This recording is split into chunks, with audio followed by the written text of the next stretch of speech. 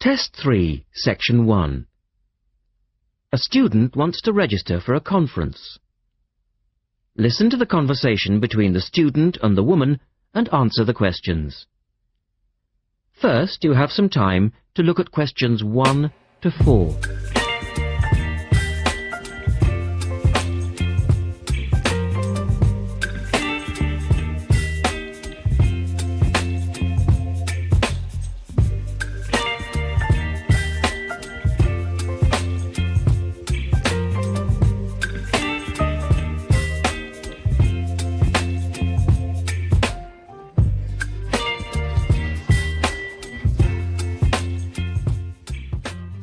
You will see that there is an example which has been done for you. On this occasion only, the conversation relating to this will be played twice. Good morning. Good morning. Can I help you? Yes. Is this where we register for the Beyond 2000 conference? Yes. What's your name and I'll get your conference bag. The student says she wants to register for the Beyond 2000 conference. So you write the words Beyond 2000. Now we shall begin. You should answer the questions as you listen because you will not hear the recording a second time. Look at the registration form. Listen carefully and answer questions 1 to 4. Good morning. Good morning. Can I help you? Yes. Is this where we register for the Beyond 2000 conference? Yes. What's your name and I'll get your conference bag. Well, I haven't actually registered yet. I was told I'd be able to register today, so I hope that's okay. I've just arrived in Melbourne. That should be fine if you're a student. I'll need to take your details though. So, can I have your full name? Yes, sure. It's Melanie Mitchell. Is that M-I-T-C-H-E-L-L? Yes, that's right. And that's Ms., not Miss. Okay, fair enough. And what's your address, Melanie? I live in student accommodation at Sydney University, so my address there is Room 66, Women's College, Newtown. Okay. And which faculty are you studying in? I'm in the Faculty of Education. I'm doing a Master's in Primary School Teaching. Right. And may I see your student card because I need to verify that you're a current student? Yes, sure. Here it is.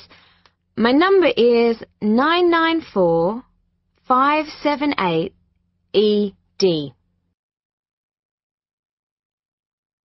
The woman asks the student some more questions about the conference. Look at questions 5 to 10.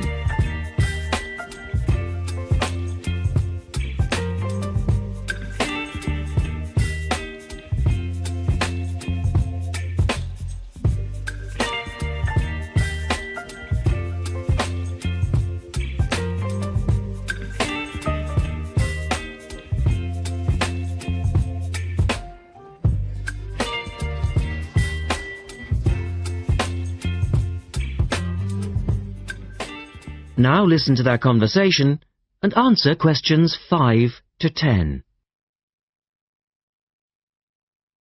Okay. Now, do you want to attend all 3 days? The conference runs from Thursday to Saturday. Yes, I think so, if I can afford it. What does it cost? Well, you're eligible for a student discount, which makes it $15 for a day registration or $40 for the 3 days, though it is possible to register for half a day only. I'll register for all 3 days, please. Good. Now, will you be requiring accommodation while you're here in Melbourne? Yes, I suppose I will. What's available? Well, we have several levels of accommodation. You can share a room with another student for $25 a night. Or you can have your own room but share the bathroom. I believe it's just down the corridor. That's $45. Right. Or you can have a single room with your own bathroom. I don't mind sharing a room.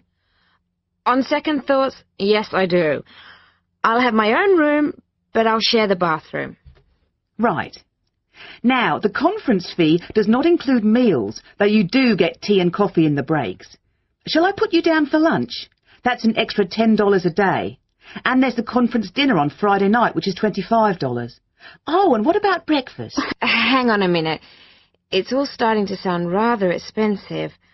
I'll have the lunch, but not the dinner or breakfast, if that's okay. Perfectly okay. Now, a couple of other things. There are a number of special interest groups organised. They're known as SIGs, and you're asked to nominate your preference. They'll take place on the Friday afternoon and Saturday morning, but they're filling up quickly, which is why you need to nominate now. Right. What are the SIGs? Well, there are 6 altogether. Let's see. On Friday you have a choice between computers in education or teaching reading skills. Or a session on catering for the gifted child. Oh, they all sound interesting. But technology in the classroom is really my area of interest, rather than reading. So I'll go for that. I can probably read up on the gifted child topic myself. Right. And then the Saturday options are a session on cultural differences, or there's music in the primary curriculum, or you could go to the one on gender issues in the classroom. Wow! Can I go to them all? They all sound fascinating. Afraid not. Well, I'm really interested in how boys and girls behave differently, even when they are very young, so I'd better opt for the 3rd session, even though the cultural differences SIG is probably really interesting too. Right. And the music option would be interesting. And how would you like to pay? We accept most credit cards or bank cheques, but not personal cheques, I'm afraid. Been caught out too often before. And cash, of course. We never say no to cash. I'll have to put it on my card 'cause I don't have enough cash on me right now. That's fine. Enjoy your time here with us in Melbourne. That is the end of section 1. You now have half a minute to check your answers.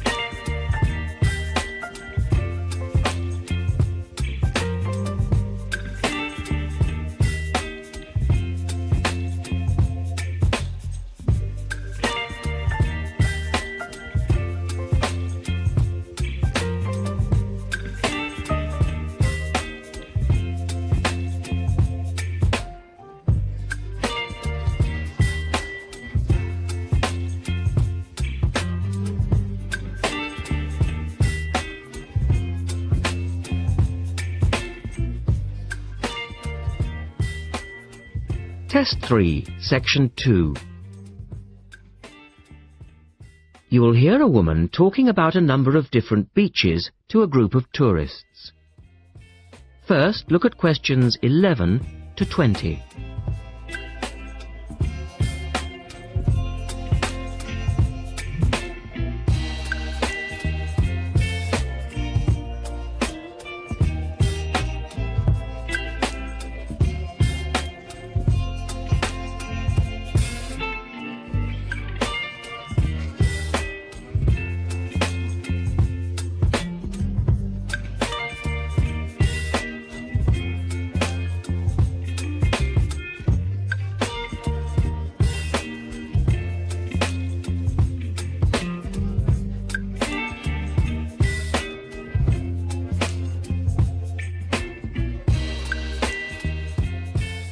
As you listen, answer questions 11 to 20. Right, let's move on to the beaches here, which are absolutely beautiful. You do have over 100 to choose from. They're mostly sandy beaches, and they vary from the largest, which is 2.5 kilometres long, to tiny sandy coves. But there are a few that I'd really recommend you to visit. So, looking at this pamphlet, first of all, there's Bandella Beach. This beach is 1 kilometre away from the old fishing village of Bandella, which is a beautiful spot. If you park in the car park behind it, there's a small path which leads down to the bay. It's very pretty because the whole beach is backed by pine trees, so it's very sheltered. The beach itself is very clean, and the water is shallow and safe. That, together with the soft sand, make it an ideal beach for children and non-swimmers. A little further round the coast, again to the east, in the eastern corner of the island, is the spectacular Dapolata Beach, which is basically a long inlet. The land around this beach is marshland. It's all marsh, and there's a stream which winds through it, and the stream goes into the sea. And the beach has lovely pale gold sand. Access to this beach is quite tricky, and not for the less energetic. You have to go down a long flight of steps, 190 to be exact. But you'll be relieved to know that there's also a road which winds down to a car parking area. When you're level with the sea, there is a handful of shops and bars, and you can hire sunbeds and umbrellas. Continuing round the island, just past the tip of Calm, is the next beach I'd suggest you visit, and this is Sanget. Why? Because there isn't a beach longer than this on the island. If you want to know, it's exactly 2.5 kilometres long, and that's a bonus because it means it never gets overcrowded. It has golden sand and clear blue water shelving into the sea. There are several beach restaurants to choose from, and water sports are available when the water is calm. But check first. This beach operates a flag system, as the sea can get rough, and you should always swim between the flags. There's a large car park which gives you easy access to the eastern end of the beach, but the western end is much quieter and more wild, as it is harder to reach. Blanaka is another popular beach, just in the northwest corner of the island. It has incredibly white sand and sparkling water.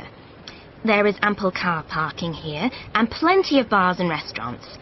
Blanaka has white cliffs all around it, and for those of you who'd like a little more to do than just lazing on the beach, there are caves here which you can explore in the cliffs, and you can also dive into the water from rock platforms along the side of the cove. Well, my final recommendation for today is Disador. Now, this beach isn't quite as easy to get to as the others I've talked about. It's quite a remote little beach, tucked away here next to Blanaka. You can reach Disador by a steep slope, which goes over some sandbanks.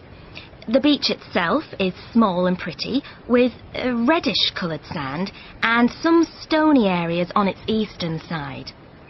Despite being quite small, the bathing is good, and you can also go fishing here from the rocks at either side.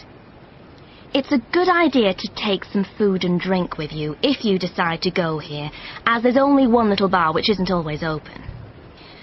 So, that should give you plenty of ideas to choose from over the next 2 weeks, and if you have any further questions...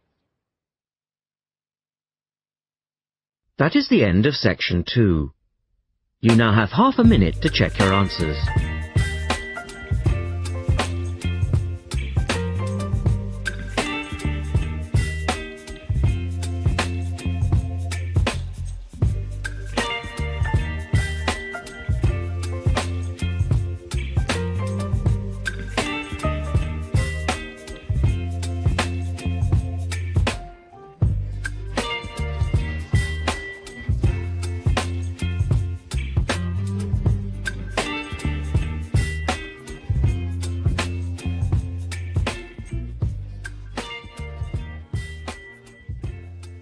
Test 3, Section 3. In this section, you will hear a discussion between a male interviewer and a woman who is the manager of a major bookstore. First, look at questions 21 to 24.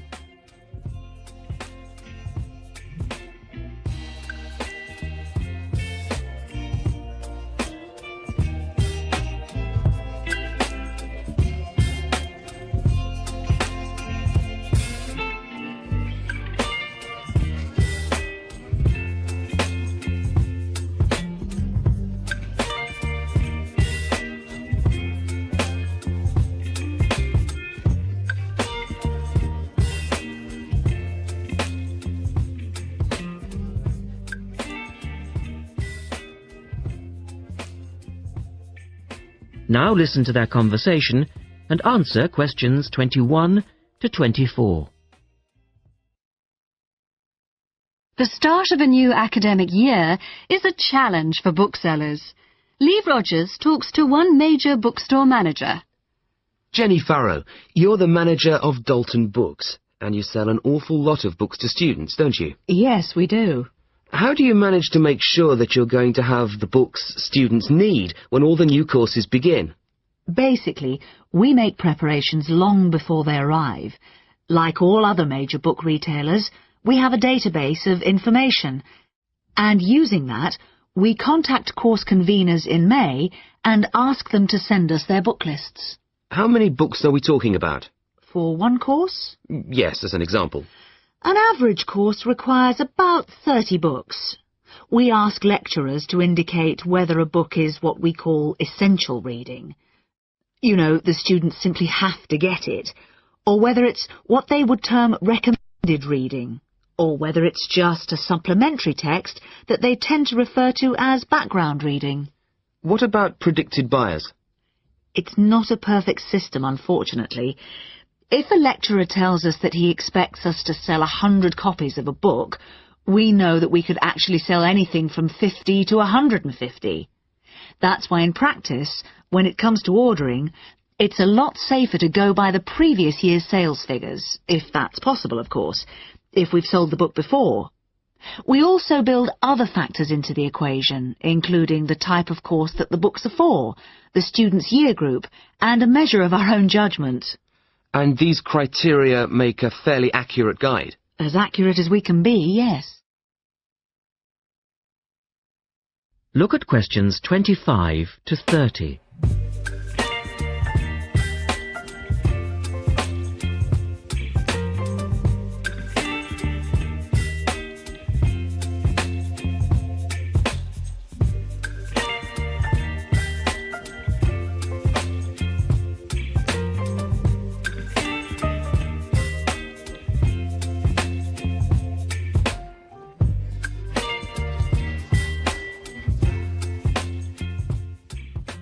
Listen carefully and answer questions 25 to 30. What about the publishers? Do they take an active role in promoting new books? Certainly. The academic and professional publishing market is worth about £700 million a year, so publishers go to some lengths to make sure their books are known. The standard procedure they use is to mail out catalogues to lecturers or colleges and universities. That's been the main form of promotion for years. Now, of course, they can also post details of new or revised works on websites. Some even go so far as writing individual letters to the appropriate lecturers in order to let them know what's coming up. The lecturers then contact you if they're interested? That's right. The publishers send us, the booksellers, inspection copies. Lecturers can then get a free copy and decide whether it's going to be suitable for their course. And how does it work with the students? What are they looking for and who helps them most? I think lecturers are best placed to understand the students' needs. Often the critical issue is what represents value for money for students. This is more important than price per se. Do students actually buy books before they start the course? Apparently, a large proportion of students wait to see what they need. Students have a firm idea of what constitutes a good book, so they tend to give themselves time to look at all the options before making a choice. They tend to go for books that are clear and easy to use. Often, the texts that their lecturers recommend turn out to be too academic and remain here on our shelves. Well, that was Jenny Farrow. And our guest tomorrow will be... That is the end of section 3. You now have half a minute to check your answers.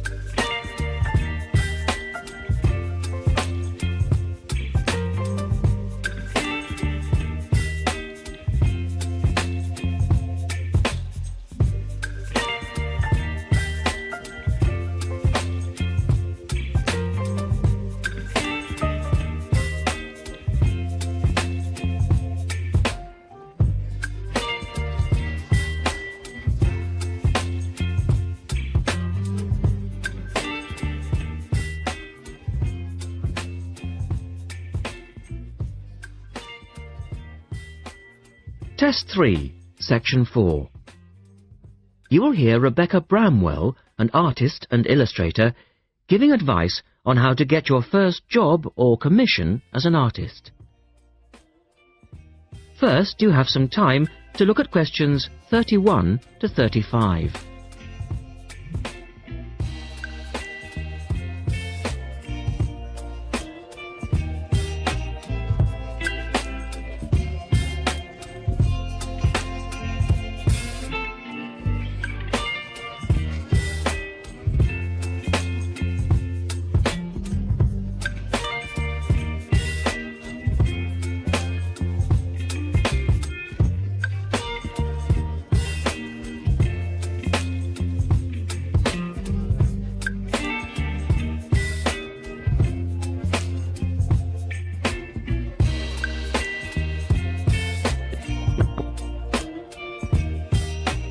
Now listen carefully and answer questions 31 to 35.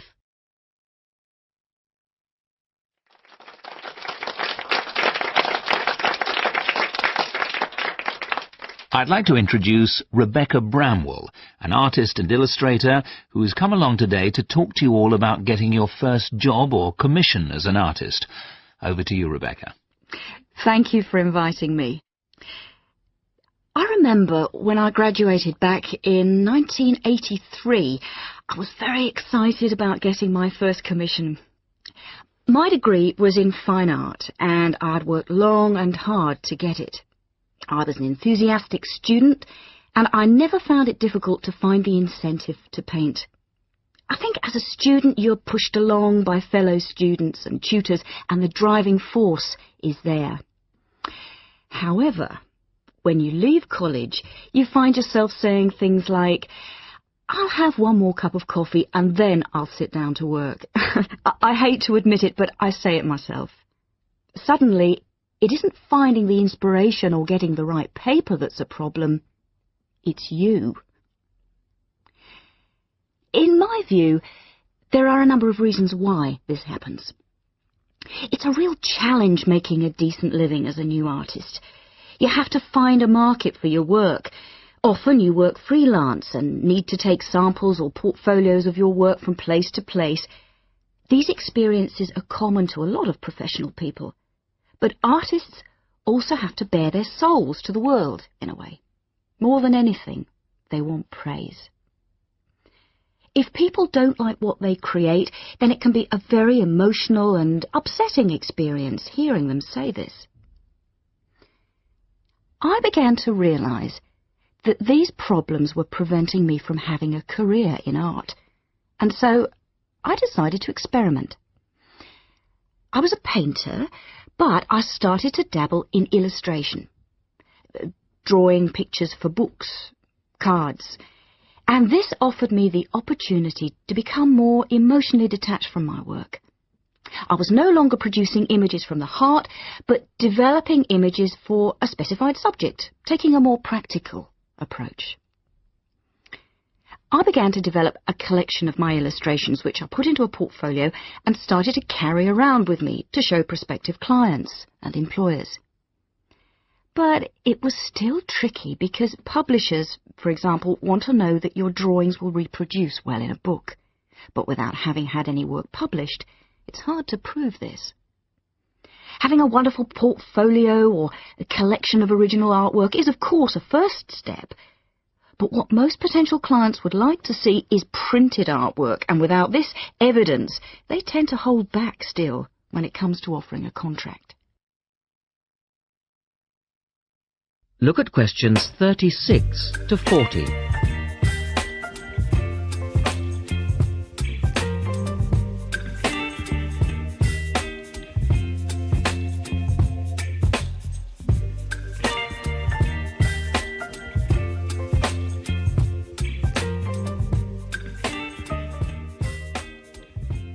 Now answer questions 36 to 40. Well, I overcame this problem in two ways. And I suppose this is my advice to you on preparing your portfolio of your best work. The first way was by submitting my work for a competition. And the one I chose was for a horoscope design and was sponsored by a top women's magazine. There are a few of these competitions each year, and they offer new illustrators an opportunity to showcase their work. The other approach I took was to design and print some mock-up pages of a book. In other words, I placed some of my illustrations next to some text in order to demonstrate how my work would look when it was printed. Perhaps I was lucky in that I had taken a degree that provided me with all-round creative skills so that I could vary my style and wasn't limited to a certain technique. Now, I think that is important. The art world and many other creative fields do try to pigeonhole people into snug boxes with an accompanying label. Now, I think you should try to resist this if you feel it happening to you.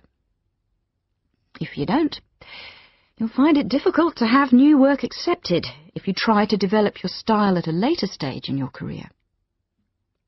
Nevertheless, when you start out, and particularly when you're going for an interview, it's important not to confuse people by having a lot of different examples in your portfolio.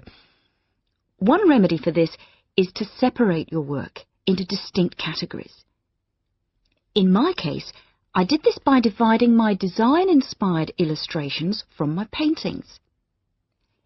It's then easier to analyse the market suited to each portfolio, such as magazines, book jackets, CD covers, etc. Working under two names is also useful, as it clarifies the different approaches and offers a distinction between them. I think it's been hard for artists to be recognised in anything other than the pigeonholes that they've been placed in. But luckily, these barriers are slowly being demolished. So I really do wish you all the very... That is the end of section 4. You now have half a minute to check your answers.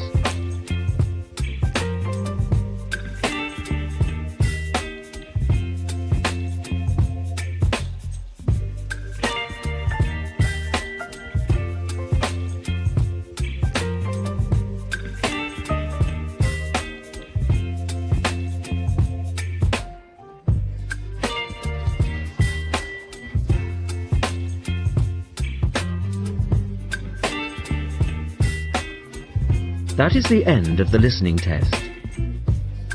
At the end of the real test, you will have 10 minutes to transfer your answers to the listening answer sheet.